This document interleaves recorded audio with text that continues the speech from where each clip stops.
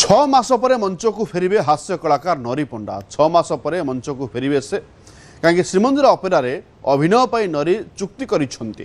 ପୁଣି ମଞ୍ଚରେ ଦର୍ଶକଙ୍କୁ ହସାଇବେ ନରୀ ପଣ୍ଡା। ତୁଳସୀ ମାଲିକ ନାଣ୍ଡୁ ଚାପୁଡ଼ା ମାରିବା ପରେ ମାଲିକ ସଂଘକୁ ଚ୍ୟାଲେଞ୍ଜ କରିଥିଲେ ନରୀ। ତେବେ ପୁଣି ଥରେ ମଞ୍ଚ ଚଢ଼ିବାକୁ ଯାଉଛନ୍ତି ହାସ୍ୟ କଳାକାର ନରୀ ପଣ୍ଡା।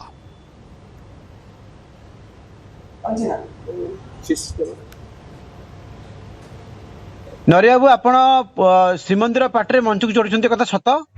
ଏଟା ନିହାତି ସତ୍ୟ। ଆଧାର କଣ ଅଛି? ଆଧାର ମୁଁ ଆସନ୍ତା ବର୍ଷରେ ପଇସା ଆଣି ରଖିଛି ମୋ ଉପରେ। ମୁଁ ମୋର ପଇସା ଆଣିଛି, କଣ୍ଟ୍ରାକ୍ଟ କରିଛି। ଆଉ କେତେ ଟଙ୍କା ଆଣିଥିଲେ? ମୋ କଣ୍ଟ୍ରାକ୍ଟ ଅନୁସାରେ ମୁଁ ପଇସା ଆଣିଛି। କିନ୍ତୁ ଆପଣ ପରା ଗତ ବର୍ଷ ଯୋଉ ତକ୍ରାଳ ଚାଲିଲା, କନ୍ଦଳ ଚାଲିଲା ଏବଂ ତା ଭିତରେ ଆପଣ ଛନ୍ଦି ହେଇଯାଇଥିଲେ ଏବଂ ଯାତ୍ରା ମାଲିକ ସଂଘ ନିଷ୍ପତ୍ତି ନେଇଥିଲେ ଯେ ଆପଣଙ୍କୁ ମଞ୍ଚକୁ ଚଢେଇବେ ନାହିଁ। ଆରେ ମାଲିକ ସଂଘ କେତେବେଳେ ନିଷ୍ପତ୍ତି ନେଉଛି, ତାଙ୍କ ସଂଘ ଠିକ ରୁହୁ। ଆମେ ତ ଚିନ୍ତା କରୁଛୁ। ତମେ ଆମ ଯେମିତି କଳାକାର ସଂଘ ମଜବୁତ ଅଛି, ତମେ ମାଲିକ ସଂଘ ମଜବୁତ ରଖ। କିଏ ମନା କଲା? ତମେ ଯୋଉଟା ନିୟମ କରୁଛ, ଆମେ ତମ ନିୟମକୁ ମାନିତେ ବାଧ୍ୟ। କାରଣ ତମେ ମୁରବୀ। ଆପଣ କଣ ନାଣ୍ଡୁ ବାବୁଙ୍କ ସବୁ ପଇସା ଫେରେଇ ଦେଇଛନ୍ତି? ନିଶ୍ଚିତ। କେତେ ଟଙ୍କା ଫେରେଇଲେ? ଯେତିକି ଦେଇଥିଲେ, ଯୋଉ 10 ଲକ୍ଷ ଥିଲେ 10 ଲକ୍ଷ ଫେରେଇ ଦେଲି। ଆଚ୍ଛା, ଏ ବାବଦରେ ଯୋଉ ଶ୍ରୀମନ୍ଦିର ବା ସୂର୍ଯ୍ୟ ମନ୍ଦିର ମାଲିକ ପ୍ରମୋଦ ସ୍ୱାଇଁ କଥା ହେଇଛନ୍ତି ଆପଣଙ୍କ ସହିତ?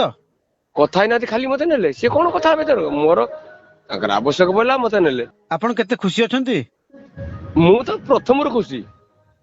କୌଣସି କଥାରେ ମୁଁ ଭାଙ୍ଗି ପଡିନି କେତେବେଳେ। ସତକୁ ସାମ୍ନା କରିବା ମୋର ହଉଛି, ମୁଁ ସବୁବେଳେ ଶିଖିଛି ସତକୁ ସାମ୍ନା କରିବା। ଯେ କେତେବେଳେ ବର୍ଷକ ପରେ ନରୀ ପଣ୍ଡା ଏ କ୍ଲାସ ପାର୍ଟିକୁ ଆସୁଛନ୍ତି। ମୁଁ ଏପର୍ଯ୍ୟନ୍ତ ଏକଲା ନରୀ ପଣ୍ଡା ପାଟିରେ ଅଛି। ଆପଣ କୋଉ ପାର୍ଟିରେ ଥିଲେ?